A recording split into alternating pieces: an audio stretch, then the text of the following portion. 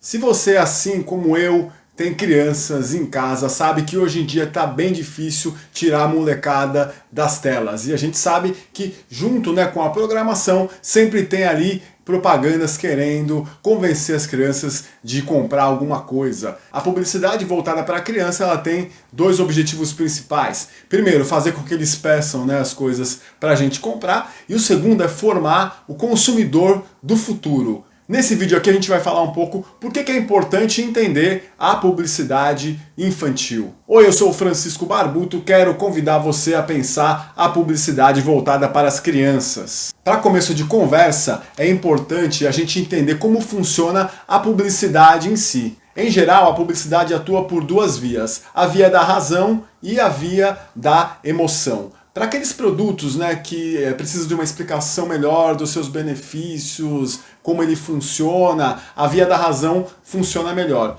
Agora, para produtos que são mais subjetivos, que tem mais a ver com uma compra de satisfação, de valores, a via da emoção é aquela que é mais apoiada pela publicidade. Mas veja só, elas não são excludentes. Em toda publicidade vai haver um pouco de razão e um pouco de emoção, e o foco maior vai ser de acordo com o produto ou de acordo com aquilo que o produto pede. Então, por exemplo, se for um produto, um liquidificador, que você tem que saber qual a velocidade, o que ele bate, qual a força dele, a via da razão ela tem uma preferência. Agora, se for uma roupa, um celular, muitas vezes a via da emoção vai ser mais destacada. Sabendo que a publicidade atua na razão e na emoção, eu acho que é importante a gente entender alguns métodos publicitários que são utilizados para convencer a gente a comprar.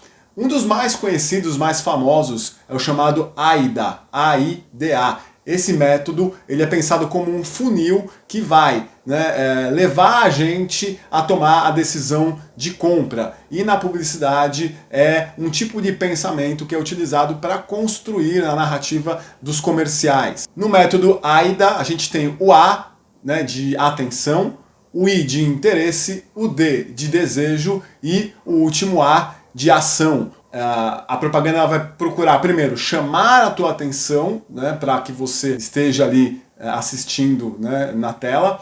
Depois, vai procurar despertar o seu interesse para que você se envolva com o produto. Em seguida, ela vai atacar no desejo, ou seja, vai te seduzir para que você queira o produto ou serviço que está sendo apresentado, e finalmente vai fazer uma chamada para a ação, ou seja, para que você compre aquele produto. Dentro dessa ideia de funil, a gente vai ter diversas técnicas que vão ajudar os publicitários a convencer a gente a comprar alguma coisa. Então eu separei algumas delas aqui para a gente entender como elas se relacionam com esse funil do AIDA. O A de atenção, ele é usado no início dos comerciais, que é aquilo que vai fazer com que você pregue o olho no comercial. Pode ser uma imagem, pode ser um som, pode ser uma frase de efeito, ou seja, é aquilo que vai te chamar a atenção para que você fique preso à propaganda. Hoje em dia a gente tem, por exemplo, no digital, no YouTube, você assiste o vídeo por alguns segundos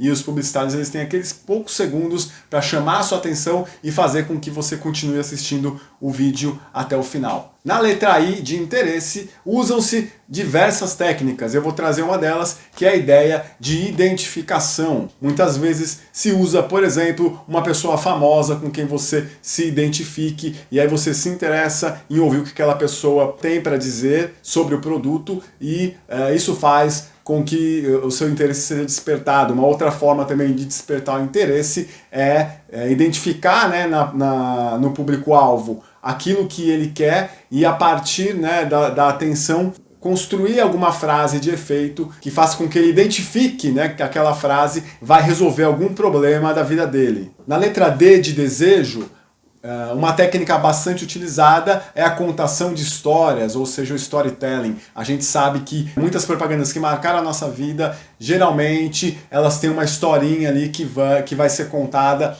e isso tem um apelo emocional muito forte nas pessoas. E esse apelo emocional ele é muito utilizado na publicidade justamente porque ele vai tocar na emoção, ele vai trazer a imaginação à tona, e isso é algo bastante importante para seduzir o telespectador e fazer com que ele se convença de comprar alguma coisa. Na última letra A, que se refere à ação, a ideia é fazer você comprar. Então, muitas vezes no final da propaganda haverá algum tipo de ordem, compre, ligue agora, coisas do tipo, mas uma técnica bastante utilizada também é a ideia de escassez, ou seja, eles vão mostrar para você, olha, esse aqui é a última peça, né?